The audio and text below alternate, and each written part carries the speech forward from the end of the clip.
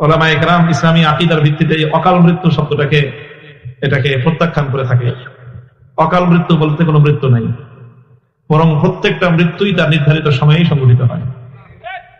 কোরআনে কারীমের অসংখ্য জায়গায় আল্লাহ পাক রব্বুল আলামিন এই কথা বলেছেন, ইন্নামা আমরুহু ইযা জাআ আজালুহুম ফালা ইস্তাখিরুনা সাআতান ওয়া লা ইস্তাকদিমুন। যখন যার মৃত্যুর সময় চলে আসবে, এক মুহূর্ত আগেও হবে না, এক মুহূর্ত বিলম্বেও হবে না। প্রত্যেকের জন্য নির্ধারিত মৃত্যুর সময়েই প্রত্যেকটা মানুষ মৃত্যুবরণ করবে। এবং হাদিসের মধ্যে, অসংখ্য হাদিসের মধ্যে এই ধরনের তথ্য বর্ণিত হয়েছে যে মানুষের সন্তান যখন মাতৃগর্ভে যখন মানুষের সন্তানের ভ্রূণ তৈরি হয়, যখন মায়ের গর্ভে মায়ের সন্তানের ভ্রূণের 4 মাস বয়স অতিক্রান্ত হয়, 3 চিল্লা 3 চারা 340 দিন যখন অতিক্রান্ত হয়, তো কয় মাস হয়? 4 মাস হয়। 3 চিল্লা কয় মাস? 4 মাস।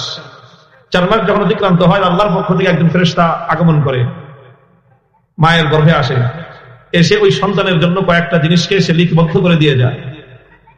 তার রিজিক কি হবে, তার হায়াত কতদিন হবে, তারপরে তার চূড়ান্ত পরিণাম কি হবে, এবং এই বিষয়গুলি তার জন্য চূড়ান্ত হয় এবং এর সবটাই বাস্তবায়িত হয়। একচুল পরিমাণ এদিক সেদিক হওয়ার সুযোগ নেই। কাজে এই জন্য ইসলামে অকাল মৃত্যু বলতে কোনো কথা নাই।